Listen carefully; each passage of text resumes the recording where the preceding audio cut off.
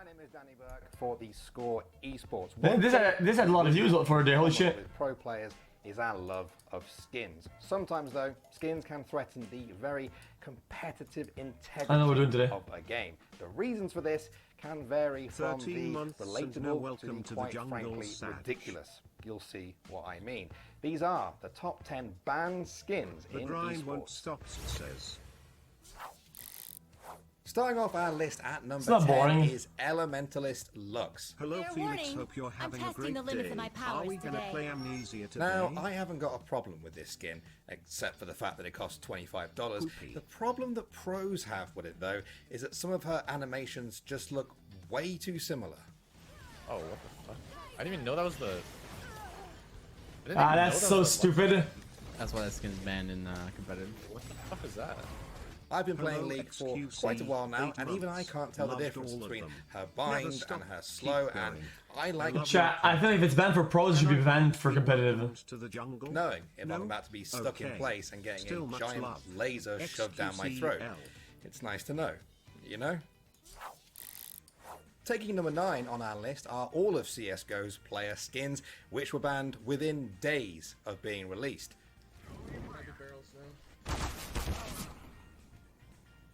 What? This game, they need to fix it. Operation Shattered Web gave I don't get CSGO players agent skins for their T and CT models for the first time ever. Now the problem is that those skins and many surfaces in CSGO blended together even better than ketchup and mayo. Yes, I have mixed those together, don't judge me. Anyway, it was almost impossible to see your enemies in certain spots on certain maps if they were using the agent skins. When I first saw this, I saw a screenshot, something like this, and I was like, there's no way. It took me like 5 seconds to spot the guy. He blends in so well. True though. A bit of a meme back in November 2019 as players were getting killed by what essentially looked like walls. A little bit. A little bit clear. Grave cure. A little bit.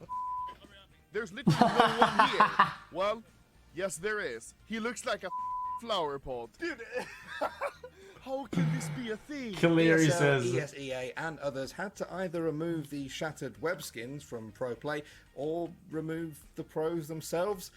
They went with the skins. Good move. Coming in at number 8, we have Armika's default costume. Now, I've never been banned from the public's eye for being too sexy, but that's exactly what happened at EVO 2016. At first, everything seemed fairly normal, with Fudo comfortably taking his first match. Okay, traded. The defense, he's got it. It should be the roundhouse. It's gonna be enough. Fudo, he moves on to winner's final of EVO. However, unbeknown to fans, Fudo received a message from the officials that there was a problem. He had to change his costume. ESPN was broadcasting the tournament, and Daddy Disney felt that Mika's haircut was a little too hot for daytime TV, so they asked EVO's TOs to make Fudo switch skins. Now, they needed to grab a She claps her own booty, dude! Which really makes me wonder, how do you say, bro, that costume is going to corrupt the youth of America? Moving on to number 7 now, we have Gil's Pyron costume from Street Fighter V. In March 2020, the Capcom Pro Tour removed a whole bunch of costumes from competitive play that players have been complaining about for quite a while, and Gil's Pyron costume was one of the worst offenders. This is probably one of the most distracting costumes in the whole game. He had a heat distortion effect that rippled over him and made it impossible to consistently punish his buttons. His flames concealed his EX moves, and the fact that he was constantly on fire so dumb. made it really hard to tell when characters like Dalsim and Poison actually lit him on fire. You'd think it couldn't get worse than this, but somehow it does. That's Coming very in dumb. at number 6 now, we Actual have pay to win. Siege's Ember Rise skins. Just like CSGO's Shattered Web agent skins, these skins let Siege players go full Predator on certain parts of some maps, but somehow it got way worse. You blend in with walls, and you don't know what operator you're playing against. And it's for like every character pretty much. There are 50, like, every character. It didn't take long for players to start complaining about its visibility issues, and G2, then the best Siege team in the world, even went all in. Chat, it's like it's why I always love games like Overwatch and whatnot, because characters have an outline, right? That depends on your render skill, right?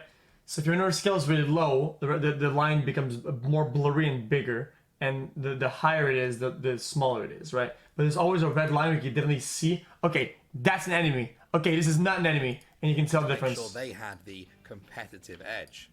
I like that a lot. Gave us the money to buy the skin as a business expense because it was necessary to win. Secure the bomb. They paid us money to buy the Ember Rise skin. Eventually, ESL brought the ban hammer down on Ember Rise. It only terrorized Pro League for about 6 weeks, but I'm sure it will stay with Pengu for a lot longer than that. This guy's literally a wall, dude. Moving on to number 5 now, we have Sweet Tooth Soul from Smite. Yes, Naked? You heard it, Smite. The game you either forget to love or love to forget. By the way, it doesn't get talked about enough in my books. This skin may look too sweet to cause any harm, but don't let the bubbles fool you. In April 2020, Smite banned Sweet Tooth Soul because her visual effects, particle effects, and audio cues, everything about her basically was, and I quote, too intense. Why? I think you're ready for this jelly.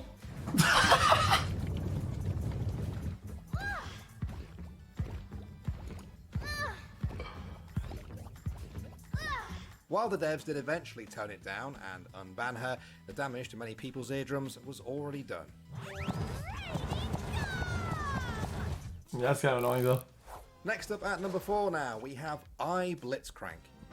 Oh, that's so dumb!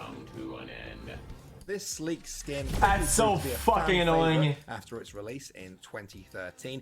It kind of looks to me like if Apple made Steam golems. It all came down to his Q, rocket grab. The wire connecting Blitzcrank's arms to his body is considerably more difficult to see than in the base skin. Yeah. It was already tilting enough when Chat, one trick that I always have this skin is as soon as the hook starts coming out, you have to look at where the fucking the line is going. base skin. You can't look at the hook It's itself. already tilting enough when you get hit by it, but somehow Riot made it even worse. However, many skins like Blitzcrank did receive some updates but still have minor discrepancies that can't really be fully solved without completely changing the skin.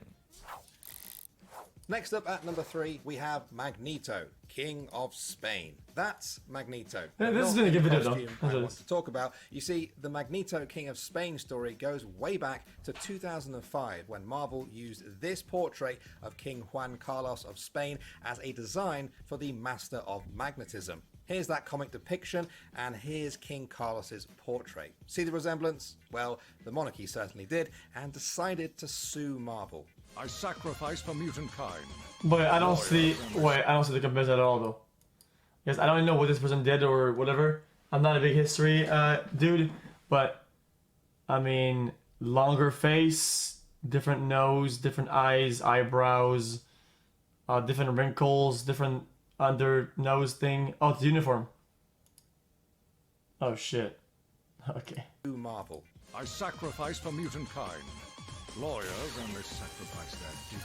Oh, my bad. Fast forward to 2012, and Capcom tried to stick the same outfit into Ultimate Marvel vs. Capcom 3 as a costume for Magneto. To the surprise of absolutely nobody, the Royal family once again threatened legal action, and a costume was removed from the game. The dream is dead. Moving on to number 2, we have the frankly embarrassing Guys, saga. was it the Royal family? Who did that? Of Nyx. A swing from Laxing, but he's got 5 seconds to find the 3 remaining members of Disrupt, and he's not getting past that shotgun blast of Nyx at all, sitting on the diffuser. Yes, he's a player. We'll get to the skins. Trust me. Nyx caused a real stir during Stage 1 of the Rainbow Six NAL when he broke the no skins rule not once, not twice, but 3 times. He played Buck, Mira, and Mute and used banned operator skins each time. Like, just don't have the skins on. I don't know, like once or twice like it makes sense, but like I'd be surprised if they were calling that many like out of the blue plays to where they had to like change skins. He was saying that like Casper the Friendly Ghost was on his PC changing everything, so Nyx's team lost the game. Guys, quick to apologize. In all fairness, they should have something like Blizzard does when tournaments. They have like no skins. On Twitter for the like it's mistake, forced. stating You that shouldn't his let the PC players had loaded choose. an old cloud save, and somehow that made him use a bunch of illegal skins. That's Now, just dumb. I believe him, but that does sound a bit like the dog ate my homework of esports excuses. And finally, taking the #1 spot on our list, we have Justicar Syndra. Syndra's big balls. Yeah, her balls blend in with the terrain. It's so stupid. That's not a medical condition. That's how they're meant to be. But her Justicar Syndra skin changed things by making her magic orbs a translucent white color. See absolute control. As cool as it looks, many players found the lighter orbs difficult to see, and if you can't keep track of her balls, you'd run the risk of being smashed to death by them. Faker had laid down orbs. There's the ult on to Nagne now. Oh, and a nice Faker with the plays onto Nagne. That is Faker. While Riot has never officially banned this skin from pro play, it has been Yeah, I forgot how these maps looked. Holy quite shit. a while now, and many amateur leagues have publicly banned Justicar Syndra over the years. Well, there you have it, guys. That was a good video. I enjoyed that. About banned skins that just sort of makes me want them even more, you know? Luckily for me, though, I'll never have to worry about that because I'm not a pro. That's just another reason why I chose not to be a pro. Yeah. Right, that was a good video. xQc Esports